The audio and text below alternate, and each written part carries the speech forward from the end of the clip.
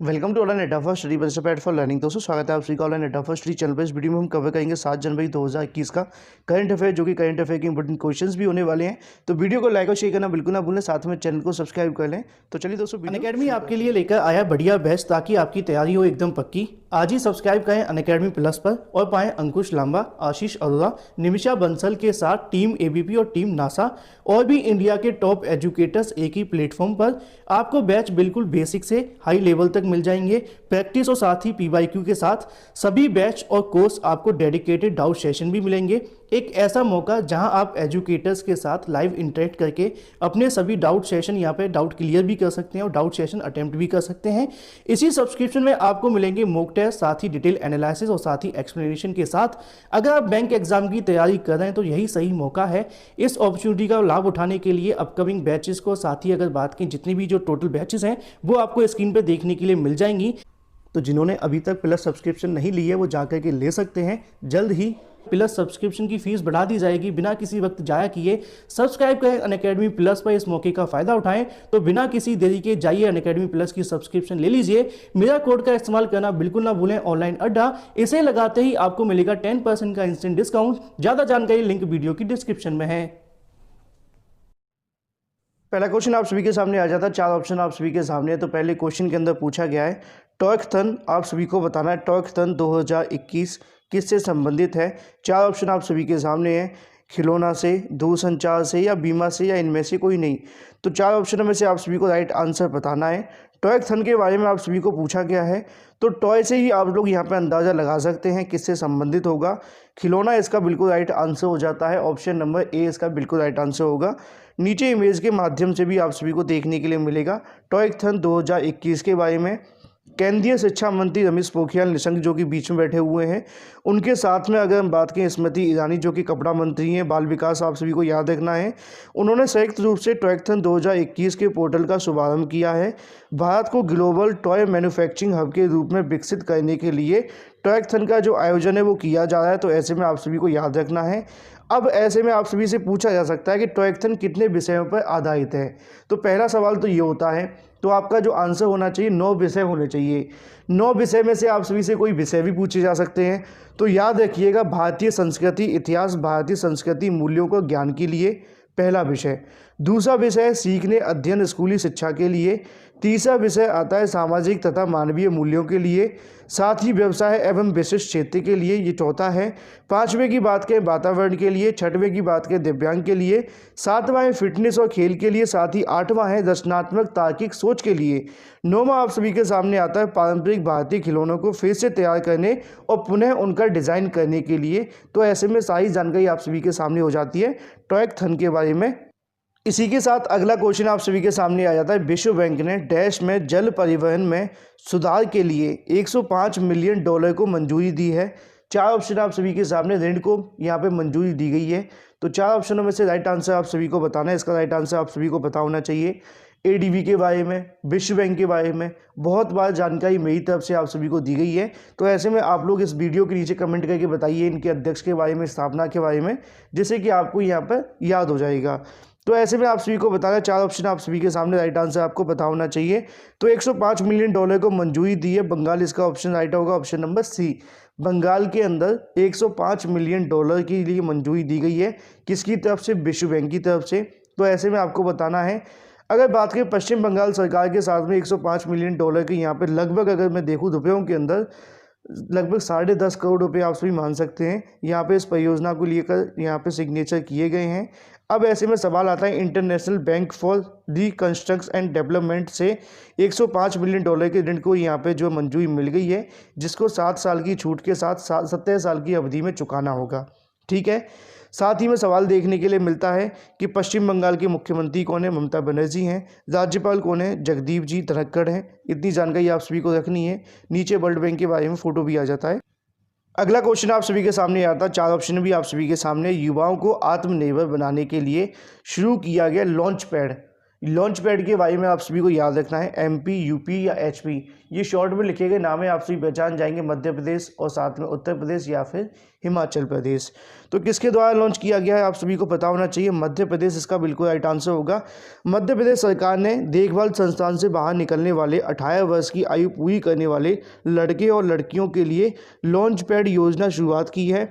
इस योजना को राज्य को, साथ ही अगर बात करें महिला बाल विकास विभाग द्वारा इन युवाओं को एक मंच पर प्रदान करेगा। साथ ही इसका जो उद्देश्य होगा जिसके माध्यम से वे अपनी शिक्षा प्रशिक्षण जारी रखकर आत्मनिर्भर बन सकेंगे। तो राइट आंसर क्या हो जाएगा, ऑप्शन नंबर ए इसका बिल्कुल राइट आंसर हो जाता है। अगर बात करें यहाँ पे क्या क्या रहने वाला है इसकी योजना के बारे में, जिला प्रशासन इन युवाओं के लिए कॉफ़ी शॉप खोलने, stationery, photocopy, computer typing, DTP work शुरू करने के लिए उसके लिए जगह उपलब्ध कराएगा। इस राज्य सरकार से 52 जिलों में इंदौर, सागर, ग्वालियर, जबलपुर, भोपाल और साथ ही अगर बात करें इनमें से कई जो मुख्यालय आपको देखने के लिए मिलेंगे इन 5 जगहों पर। पहली जानकारी आप सभी की ये हो जाती है, यह लॉन्च पैड गैर सरकारी संगठन मतलब एनजीओ के माध्यम से संचालित किए जाएंगे। प्रत्येक लॉन्च पैड की स्थापना के लिए महिला बाल विकास विभाग के 6 लाख रुपए की राशि प्रदान की जाएगी। साथ ही में जानकारी आप सभी को रखनी है, मध्य प्रदेश के मुख्यमंत्री के बारे में कौन है, शिवराज सिंह चौहान है। राज्यपाल कौन है, आनंदीबेन पटेल है। नीचे फोटो आप सभी के सामने आ जाता है। वहीं अगर बात करें अगले क्वेश्चन के बारे में, भारत ने अंटार्कटिका के लिए डैश में वैज्ञानिक अभियान शुभारंभ किया है, कौन सा, 40वां, 30वां या 23वां। 4 ऑप्शन आप सभी के सामने, राइट आंसर आप सभी को बताना है। तो ऐसे में इसका जो राइट आंसर होगा ऑप्शन नंबर ए इसका बिल्कुल राइट आंसर हो जाता है। इसके बारे में जितनी जानकारी मैं आप सभी को देने वाला हूं उसको याद रखना क्योंकि काफ़ी ज़्यादा काम भी आने वाली है। तो ऑप्शन नंबर ए इसका बिल्कुल राइट आंसर होगा। भारत द्वारा अंटार्कटिका के लिए 40वें भारतीय वैज्ञानिक अभियान को 5 जनवरी 2021 को गोवा के मोरमुगाओ पोर्ट से रवाना किया गया था। चार्टर्ड आइस क्लास पोत एमबी वालेसी ग्लोबिन में प्रतिष्ठित अंटार्कटिका के लिए 40वें भारतीय वैज्ञानिक अभियान, जिसको इंग्लिश में हम क्या कहेंगे ये भी याद रखना है, Indian scientific expedition of Antarctica. तो ऐसे में जानकारी आप सभी के सामने आती है, यहाँ पे 30 दिन में पहुँचेगा। सवाल ये है कि इस अभियान के बारे में, इस यात्रा में कितने जहाज सदस्य हैं, तो 43 सदस्य हैं, आप सभी को याद रखना है। भारत के प्रमुख इंजन आपूर्तिकर्ता इंडियन ऑयल कॉरपोरेशन लिमिटेड मतलब IOCL ने मिशन के लिए जेट A1 ईंधन फ्यूल और साथ में मरीन गैस तेल MGO की आपूर्ति की है। यह अपने वैज्ञानिक मिशन के अलावा वापसी पर इससे पहले 48 सदस्य शीतकालीन टीम वापस लाएगा और साथ में जीवन समर्थन प्रणाली के संचालन के लिए, रख रखाव के लिए, भोजन, ईंधन प्रावधानों के पूर्वों के साथ ठिकाने से फिर से तैयार करने का जो कार्य वो किया जाएगा। साथ ही में सवाल देखने के लिए मिलता है गोवा के बारे में क्योंकि वहीं से रवाना किया गया है। तो राजधानी क्या है, पणजी है। गोवा के राज्यपाल कौन है, भगत सिंह कोश्यारी हैं। गोवा के मुख्यमंत्री कौन है, प्रमोद सावंत हैं। इतनी जानकारी आप सभी को रखनी है। नीचे आप सभी के सामने इमेज भी आ जाती है जिसके माध्यम से आप लोग याद रखिएगा। अगला क्वेश्चन आप सभी के सामने आता है जो कि थोड़ा सा बड़ा है, इसको थोड़ा छोटा कर लेते हैं, कोई प्रॉब्लम नहीं है। अगला क्वेश्चन है, FSSAI ने जनवरी 2021 तक सभी तेलों वसा में ट्रांस फैट की मात्रा कितने प्रतिशत रखने का नियम बनाया है। तो आगे से जब भी आप लोग कोई तेल वसा लेने जाएं तो उसमें याद रखें कितने परसेंट यहाँ पे आप सभी के सामने ट्रांस फैट रखा गया है, 1%, 2%, 3% या फिर इनमें से कोई नहीं। तो राइट आंसर इसका जो होगा ऑप्शन नंबर बी इसका बिल्कुल राइट आंसर हो जाता है, 2%। ऑप्शन नंबर बी 2% रखने का जो नियम है वो बनाया गया है, किसके माध्यम से बनाया है, FSSAI के माध्यम से। तो आप सभी को पता होगा FSSAI के अध्यक्ष कौन है, रीता तेवतिया हैं। तेवतिया का कि याद रखना, राहुल तेवतिया को जानते होंगे, IPL में खेलते हैं, है ना। तो ऐसे में उनका कोई संबंध नहीं है लेकिन बता रहा हूँ। FSSAI के मुख्य कार्यकारी अधिकारी कौन है, अरुण सिंघल, आप सभी को याद रखने हैं। FSSAI की स्थापना कब हुई थी, 2011 अगस्त के अंदर हुई थी। मुख्यालय पूछा जा सकता है, दिल्ली के अंदर इसका मुख्यालय है, इतनी जानकारी आप सभी को रखनी है। यहाँ पे फूड एंड सेफ्टी के आप सभी के सामने पूरा का पूरा फुल फॉर्म भी आ जाता है, अगर आप लोगों को नहीं पता तो वैसे तो पता होगा। तो ऐसे में ये तो बात हो जाती है FSSAI के बारे में। अच्छा, हिंदी में क्या कहेंगे, हिंदी में कहेंगे भारतीय खाद्य सुरक्षा मानक प्राधिकरण, ठीक है, food safety and standard authority of India, जिसके बारे में हम बात कर रहे हैं। तो यहाँ पे ये तो जानकारी आप सभी के सामने हो जाती है, लेकिन जैसा कि आप सभी को पता है कि यहाँ पे 2% के लिए कहा गया है। यहाँ पे उनके विनिमय संशोधन के जरिए तेल और वसा में ट्रांस फैट एसिडिटी, जिसको हम कहते हैं ट्रांस फैटी एसिड, TAF भी हम कह सकते हैं, के इस्तेमाल के लिए छूट की मात्रा, इसकी मौजूदा छूट की मात्रा 5% से कम करके 2021 के लिए 3%, 22 के लिए 2% तक सीमित कर दिया है। साल 2011 में ऐसा भारत पहली बार किया है जब कोई विनियमित पारित करते समय तेल के परसेंट को 10% से कम करके यहाँ पे आप सभी के सामने घटाकर 5 कर दिया था 2015 में। उसके बाद में आप सभी के सामने देखने के लिए मिला है। तो 2022 की यहाँ पे बात की गई है ना, ऊपर क्वेश्चन में देख लेना। अच्छा, यहाँ पे 2021 के लिए किया गया है। तो एक बार फिर से मैं समझाना चाहूँगा, क्वेश्चन के अंदर थोड़ा करेक्शन कर लो कि यहाँ पे 2021 के लिए जो समझाया गया है वो 2% आप सभी को याद रखना है, नहीं 3%, ठीक है। लेकिन जब 2022 का आपसे पूछा जाएगा, क्वेश्चन में यहाँ गलती हो गई है, 2022 के लिए 2% है लेकिन 2021 के लिए 3% है। याद रखिएगा, एक बार फिर से समझा देता हूँ कि 2021 का पूछा जाए तो आपको याद रखना है 3% है, 2022 का पूछा जाए तो यहाँ 2% देखने के लिए मिलेगा। इतनी जानकारी आप सभी के सामने हो जाती है। दोनों एक जैसे ऑप्शन कभी नहीं आएंगे, कन्फ्यूज होने की आवश्यकता भी नहीं है। अगला क्वेश्चन आप सभी के सामने आता है, भारत सरकार ने दक्षिण एशिया ऊर्जा सुरक्षा के लिए उच्च स्तरीय समूह का गठन किया है। अब इसका नेतृत्व कौन करेंगे, ये आप सभी से पूछा गया है। 4 ऑप्शन आप सभी के सामने, राइट आंसर आप सभी को बताना है।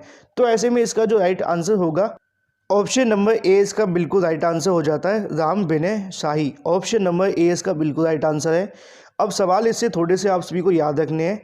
अगर हम बात करें दक्षिण एशिया केंद्रित ऊर्जा सुरक्षा वास्तुकला के लिए बस केंद्र सरकार के द्वारा शुरू किया गया है, जिसको इंग्लिश में हम कहेंगे south Asia focused energy security. तो ऐसे में आप सभी को मन में सवाल देखने के लिए मिलेगा कि जिस समूह का नाम रखा गया है, मतलब उसका नाम क्या रखा गया है। तो ऐसे में आप याद रखिएगा SAGE के नाम से आप सभी को याद रखना है, south Asia group for energy. Group for energy याद रखेंगे तब भी चल जाएगा, क्योंकि साउथ एशिया तो आप सभी को पता ही है ना। साथ में SAGE की स्थापना विदेश मंत्रालय के थिंक टैंक से research and information system for developing countries RIS के तहत की गई है, ये भी आप सभी को याद रखना है। तो ऐसे में ये तो सवाल हो जाता है। अब आता है सवाल SAGE के अन्य सदस्य के बारे में। जल्दी से समझाना चाहूँगा, अमर सिन्हा विदेश मंत्रालय पूर्व आर्थिक सचिव हैं। तो ऐसे में प्रीति सरन की बात करें विदेश मंत्रालय, साथ ही चंदन कुमार की बात करें NTPC लिमिटेड है, जो भारत की सबसे बड़ी बिजली उत्पादन उपभोक्ता है। और ऐसे में कौन सदस्य हैं, राकेश नाथ भी हैं, अनिल सरदाना हैं, दीपक अमिताभ भी हैं। इनके बारे में थोड़ी सी जानकारी आप सभी को रखनी है। फिर रिपीट करता हूं, अमर सिन्हा जी, प्रीति सरन जी, चंदन कुमार जी, है ना, राकेश नाथ, अनिल सरदाना और दीपक अमिताभ। इतनी जानकारी आप सभी को रखनी है। नीचे आप सभी के सामने इमेज आती है। अगला क्वेश्चन आता है, MSME के लिए आसान और किफ़ायती वित्त पोषण योजना शुरू करने के लिए सिडबी के साथ समझौता किया है। किसने किया? 4 ऑप्शन आप सभी के सामने है, बजाज, टाटा, रिलायंस। तो इसका जो राइट आंसर होगा टाटा पावर, इसका बिल्कुल राइट आंसर है ऑप्शन नंबर बी। तो ऑप्शन नंबर बी के बारे में आप सभी को याद होना चाहिए।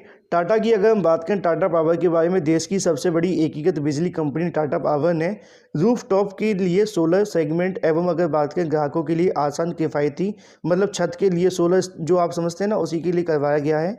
तो ऐसे में आप लोगों को याद रखना, सिडबी के साथ में समझौता हुआ है। सिडबी क्या है? लघु उद्योग विकास बैंक ऑफ इंडिया के माध्यम से भी आप सभी इसको समझ सकते हैं। अब सवाल आप सभी के मन में होगा सिडबी के बारे में, SIDBI सॉरी, है ना, जिसको हम इंग्लिश में क्या कहेंगे, small industry development bank of India, SIDBI की फुल फॉर्म है, ठीक है। इस स्थापना कब हुई थी? 2 अप्रैल 1990 में हुई थी। सिडबी का मुख्यालय कहाँ पर है? लखनऊ, उत्तर प्रदेश में है। सिडबी के अध्यक्ष कौन है? MD। और साथ में अगर बात करें अध्यक्ष के बारे में तो देवेंद्र कुमार, और MD भी देवेंद्र कुमार ही हैं, ठीक है। साथ में अगर बात करें MD की फुल फॉर्म क्या होती है? मैनेजिंग डायरेक्टर, आप सभी को पता होगा, है ना। टाटा पावर के CEO कौन है? प्रवीण सिन्हा है। टाटा पावर का मुख्यालय कहाँ है? मुंबई, महाराष्ट्र के अंदर है। इतनी जानकारी रखिएगा, इससे ज़्यादा पूछी भी नहीं जाएगी। तो वीडियो को लाइक भी कर दिया करें जिन्होंने वीडियो को लाइक नहीं किया अभी तक। अगला क्वेश्चन आप सभी के सामने आता है, यहाँ पे आप लोग इमेज के माध्यम से भी देख सकते हैं। अगला क्वेश्चन है, महाराष्ट्र का पत्रकार दिवस कब मनाया गया है? 4 ऑप्शन आप सभी के सामने है, 5, 6 या 7। 4 ऑप्शनों में से इसका जो राइट आंसर होगा ऑप्शन नंबर 6, इसका बिल्कुल राइट आंसर होता है 6 जनवरी को। तो याद रखिएगा, 6 जनवरी को महाराष्ट्र सरकार द्वारा प्रतिवर्ष 6 जनवरी को दिवंगत पत्रकार बाल शास्त्री जंभेकर की स्मृति में पत्रकार दिवस के रूप में मनाया जाता है। मराठी भाषा का पहला समाचार पत्र दर्पण 6 जनवरी 1832 को प्रकाशित किया गया था, जो बाल शास्त्री जंभेकर की जन्म दिवस के रूप में भी है। तो ऐसे में आपको ये भी याद रखना है। अगर हम बात करें बाल शास्त्री जांभेकर जी के बारे में, तो याद रखना मराठी भाषा में पहले मराठी समाचार पत्र और साथ में पहले मराठी मासिक पत्रकारिता शुरू करने के प्रयासों के लिए उनको the father of Marathi journalism के नाम से भी जाना जाता है। तो ऐसे में याद रखना है, the father of Marathi journalism आप सभी से पूछा जा सकता है ना, तो याद रखिएगा। साथ में महाराष्ट्र के मुख्यमंत्री कौन है, उद्धव ठाकरे। राज्यपाल कौन है, भगत सिंह कोश्यारी। आप सभी याद रखिएगा, इतनी जानकारी आप सभी के लिए काफ़ी है। नीचे आप सभी इमेज के माध्यम से देख सकते हैं। अगला क्वेश्चन आता है, हाल ही में माइकल किंडो का निधन हुआ है, उनका संबंध है क्रिकेट के साथ, हॉकी के साथ, वॉलीबॉल के साथ, या इनमें से कोई नहीं। तो 4 ऑप्शनों में से इसका जो राइट आंसर होगा हॉकी, इसका बिल्कुल राइट आंसर हो जाता है ऑप्शन नंबर बी। अब ऐसे में नीचे आप सभी के सामने इमेज भी देखने के लिए मिल जाती है माइकल किंडो जी की, जिनका फिलहाल निधन हुआ है। ओलंपिक कांस्य पदक और साथ में विश्व कप विजेता खिलाड़ी, याद रखिएगा ओलंपिक में कांस्य पदक, विश्व कप विजेता खिलाड़ी माइकल किंडो का निधन। उन्होंने 1971, 73, साथ में 75 में 3 पुरुष हॉकी विश्व कप खेले, जहां भारत ने कांस्य पदक, रजत पदक और स्वर्ण पदक जीते हैं। वे 1972 के ओलंपिक खेलों में भी खेले थे, जहां भारत ने कांस्य पदक हासिल किया। किंडो ने 1972 में अर्जुन पुरस्कार भी मिला था। तो ऐसे में सारी जानकारी आप सभी को रखनी है, इतनी जानकारी आप सभी के लिए काफ़ी भी है। अगला क्वेश्चन आप सभी के सामने आता है, जो कि है 2023 तक लकड़ी से बना पहला उपग्रह लॉन्च करेगा, कौन करेगा, भारत, चीन या जापान। 4 ऑप्शन आप सभी के सामने, राइट आंसर आप सभी को बताना है। तो ऐसे में इसका जो राइट आंसर होगा ऑप्शन नंबर सी, इसका बिल्कुल राइट आंसर हो जाता है जापान। तो ऐसे में आप सभी को याद रखना है 2023 तक लॉन्च करने वाले जापान के द्वारा किस प्रकार का होगा। इमेज भी उनकी तरफ से दिखाई गई है, एक डेमो है जिसके माध्यम से आप लोग यहाँ पर देख सकते हैं। तो ऐसे में ये तो सारी जानकारी हो जाती है उपग्रह के बारे में, लेकिन सम्राट के बारे में आपको याद रखना है। नारुहितो, प्रधानमंत्री कौन है, योशिहिडे सुगा, साथ में राजधानी क्या है, टोक्यो है, राष्ट्रभाषा क्या है, जापानी है। एक जानकारी देना चाहूँगा आप सभी को, क्या होता है कि ये अजीबोगरीब नाम होते हैं, नए नए तरीके के नाम आप सभी के सामने आते हैं, तो एक बार गूगल कर लिया करें, जिससे कि जिन लोगों को कन्फ्यूजन होती है वो एक बार लिख लें और याद आ जाएंगे, क्योंकि थोड़ा सा इसमें आप लोगों को दिक्कतों का सामना करना पड़ता होगा, क्योंकि नाम ही ऐसे होते हैं ना, इंडियन नाम तो है नहीं है। तो अगला क्वेश्चन आप सभी के सामने आता है, हाल ही में नए deputy chief of army staff बने हैं। 4 ऑप्शन आप सभी के सामने, राइट आंसर आप सभी को बताना है। तो ऐसे में आप सभी बताइए कमेंट करके कौन बने हैं। साथ ही मैं आप सभी को बताना चाहूँगा इसका जो राइट आंसर होगा ऑप्शन नंबर ए, इसका बिल्कुल राइट आंसर हो जाता है शांतनु दयाल बने हैं। लेफ्टिनेंट जनरल शांतनु दयाल को नए deputy chief of army staff चुना गया है। तो ऐसे में आप सभी को याद रखना है, इसकी हम शॉर्ट फॉर्म में भी कह सकते हैं डिप्टी चीफ ऑफ आर्मी को, जिसको DCOAS भी कहा जाता है। तो इसे भी आप लोग याद रखिएगा, ठीक है। तो ऐसे में नीचे जानकारी आप सभी के सामने आ जाती है। अगर हम बात करें किसकी जगह पर आने वाले हैं, तो इनके बारे में आपको याद रखना है SS हसबनी, जो कि ऑप्शन नंबर सी के अंदर लिखा है ना। अब यहाँ से सवाल बनता है थल सेना के अध्यक्ष कौन है, तो जनरल मनोज मुकुंद नरवाने इसका बिल्कुल राइट आंसर होंगे। नीचे आप लोगों को इमेज के माध्यम से भी देखने के लिए मिल जाएंगे, इसके बारे में भी आपको याद रखना है। अगर बात करें इसके अलावा कुछ अन्य फेरबदल भी हुए हैं। रक्षा मंत्रालय के चीफ ऑफ डिफेंस स्टाफ के साथ में नवनिर्मित department of military affairs DM में किया गया है। लेफ्टिनेंट जनरल की अगर बात करें तरनजीत सिंह रक्षा मंत्रालय के तहत department of military affair DMA के अतिरिक्त सचिव के रूप में शामिल किया गया है। तो ये भी आप सभी को याद रखना है। वहीं अगर हम बात करें क्वेश्चन ऑफ द डे के बारे में, लेकिन उससे पहले लास्ट वीडियो के क्वेश्चन के बारे में बात कर लेते। हमने कल पूछा था तमिल अकादमी की स्थापना किस सरकार ने की है, तो आप सभी ने बताया था दिल्ली सरकार। बहुत अच्छा लगा, इसी प्रकार बता के जाया करें क्वेश्चन ऑफ द डे को लेकर। दुनिया की मोस्ट वैल्यूएबल 2 व्हीलर कंपनी बनी है। 4 ऑप्शन आप सभी के सामने, वीडियो को लाइक और शेयर करना बिल्कुल ना भूलें, साथ में चैनल को सब्सक्राइब कर लें और बेल आइकन को दबा लें। फ्लैश वीडियो के माध्यम से थैंक यू फॉर